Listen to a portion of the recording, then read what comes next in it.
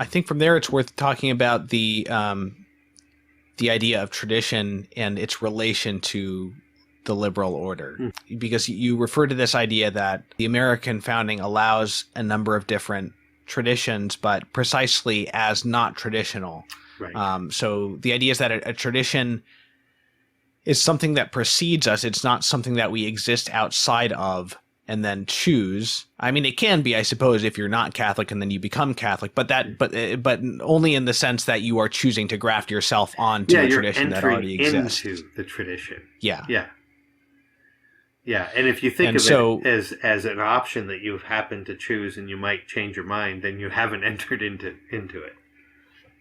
Right. So it's something that precedes you and it makes a claim on you prior to your making any particular choice. And so this gets to this really core idea of your book that in allowing these different belief systems, so to speak, or traditions, more essentially, as various options, liberalism ultimately redefines them. And so it actually evacuates them as of their meaning and of their structure as traditions, and therefore there is no real religious freedom under liberalism for that reason, because it in allowing religions as options, not in accepting the fact of religious plurality, which you talk about later in the book, which is a different matter, but in conceiving them as options. Essentially, what it does is it transforms them fundamentally. And so what you get is liberal Christianity under the form of liberalism. Yeah, you get faith as an individual option, as an option of,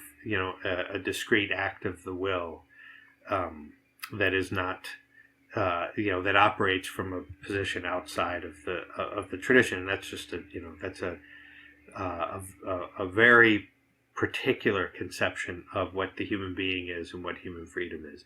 But it's sort and there's an illusion here, because people, nobody's telling you can't believe X, Y, or Z.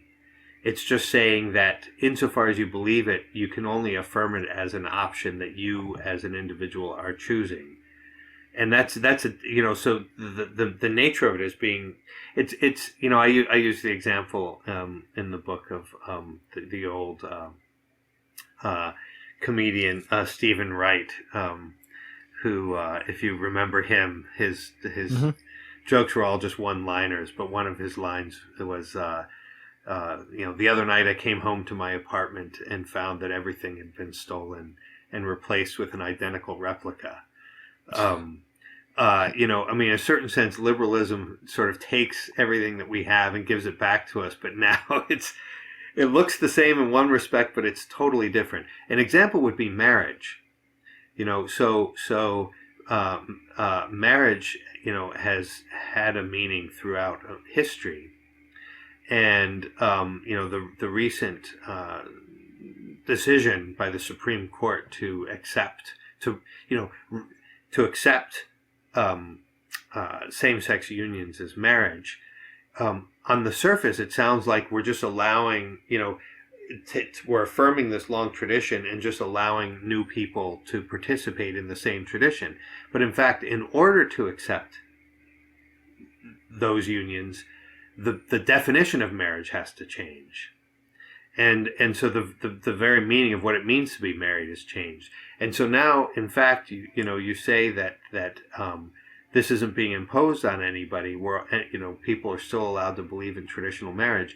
That's actually not true. You're no longer allowed to have a traditional marriage. Now you're allowed to have now what you had up to that point thought was a traditional marriage has been transformed into the new definition. And that's what it means now publicly. That's what it means universally. And because marriage is an essentially public institution, it changes the reality in some respect. It can never change it in its foundation, but it does. It's not neutral, and it's not. It's quite a. In another book, I use the term diabolical. Quite a bit as the etymological meaning of the word diabolical. It's the exact opposite of the symbol symbol means a joining together, a binding together, and the diabalein in Greek means to set apart, to put asunder, in a way that's deceptive, as you know, all the associations we have with the word, and it seems to me that's what so many of these institutions of liberalism are, kind of diabolical substitutes for the reality. They appear to be giving you the same thing, but in a way that is separating people from each other, you know, from the tradition, from God, from the church. You know, in that sense, it's an urgent matter. Right. It reminds me of a Wall Street Journal editorial. I can't remember. I think Michael Hamby might have been one of the authors on the gender issue. I think it was last year, and there was a line something like, "We're all transgender now." That's right. Yeah. And the idea is that if you teach school children that, you know, to accept the transgender identity of one of their classmates, you're not just telling something about their classmate. You're throwing into question.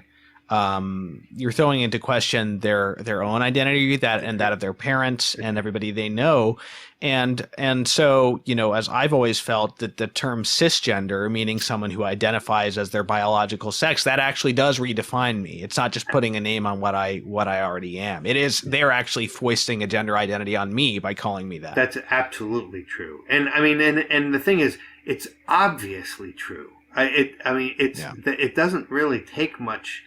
There's nothing sort of controversial about the affirmation. It's quite evident. I mean, because you make gender an option, and that means that what had been just a given reality now becomes treated as if it were a choice, and that changes the nature of the thing.